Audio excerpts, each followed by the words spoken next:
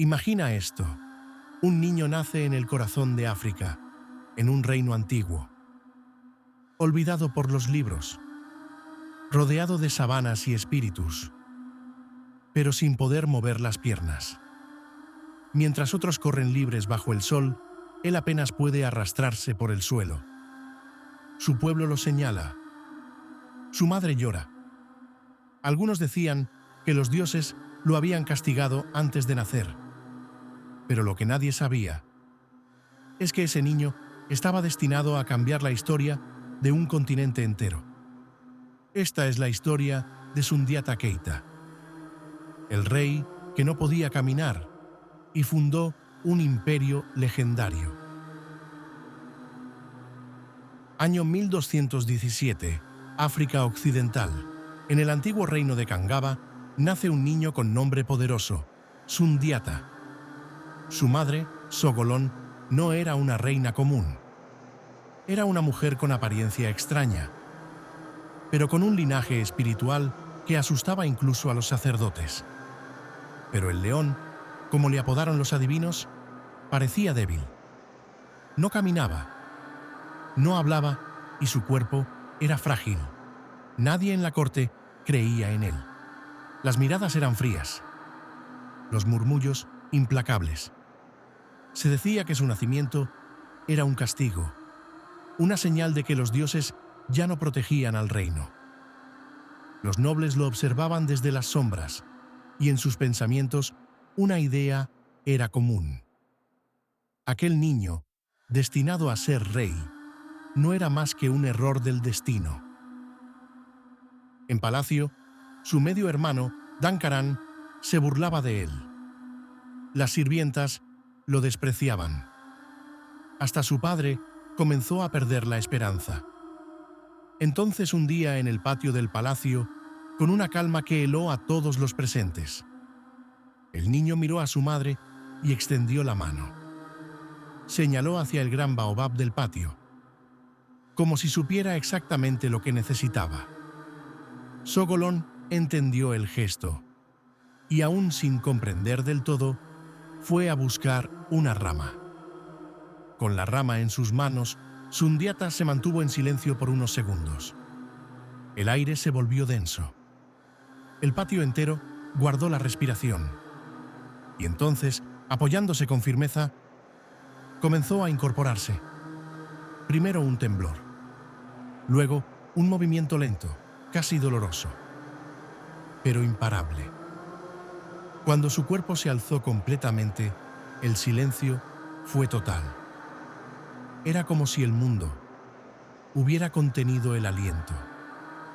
Por primera vez en su vida, Sundiata Keita estaba de pie. Desde ese día, nada volvió a ser igual.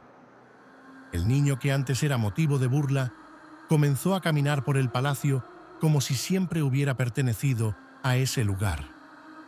Sus enemigos bajaban la mirada al verlo pasar. Los ancianos evitaban pronunciar su nombre sin respeto, porque en ese instante, Sundiata dejó de ser solo un hijo de reyes y se convirtió en una fuerza que nadie entendía del todo. Aún era joven, sí, pero el destino ya no podía ignorarlo. Y mientras su cuerpo ganaba fuerza, también lo hacía el mundo que lo rodeaba. África en ese tiempo no era solo aldeas, era un continente lleno de imperios, comercio, astronomía, arquitectura. El oro fluía como agua. Las caravanas recorrían miles de kilómetros. Y Sundiata aún tenía un destino que cumplir. Tras la muerte de su padre, el poder cayó en manos equivocadas. Dankaran, temeroso de la profecía, expulsó a Sundiata y su familia. Vagaron por el desierto, de reino en reino, humillados, rechazados, pero también aprendiendo. Sundiata no solo sobrevivió, se convirtió en un estudiante del mundo. Aprendió el lenguaje de los sabios, las tácticas de los guerreros y la paciencia del que sabe que su momento llegará. Mientras tanto, un nuevo enemigo se alzaba. Soumaoro Kante, el rey de Soso. Un tirano, un hechicero, un hombre que usaba la magia para aterrorizar. Se decía que en su palacio guardaba las cabezas de todos los reyes que había vencido. Nadie podía enfrentarlo, ni siquiera Dankaran fue rival, hasta que llegó la noticia de que Sundiata había vuelto. Sundiata reunió aliados de reinos que antes lo despreciaron. Habló como un líder. Luchó como un general.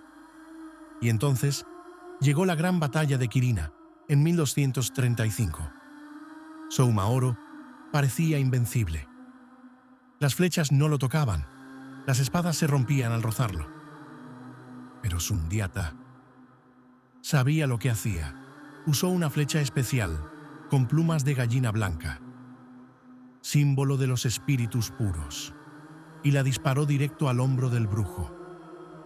Soumaoro huyó derrotado y jamás volvió a ser visto.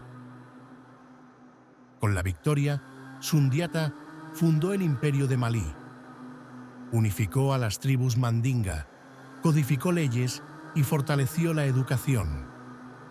El imperio se convirtió en un faro de riqueza y sabiduría, con Niani como capital y rutas comerciales que alcanzaban el Mediterráneo. Y sin embargo, la historia oficial decidió olvidarlo. ¿Por qué?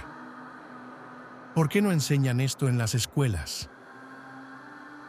Porque Sundiata Keita demuestra algo que incomoda: que África tuvo reyes poderosos, imperios ordenados y cultura avanzada antes de la colonización. Su historia no encaja en los relatos eurocentristas. Por eso fue silenciada. Pero hoy tú la has escuchado y formas parte de su legado. ¿Conocías la historia de Sundiata Keita?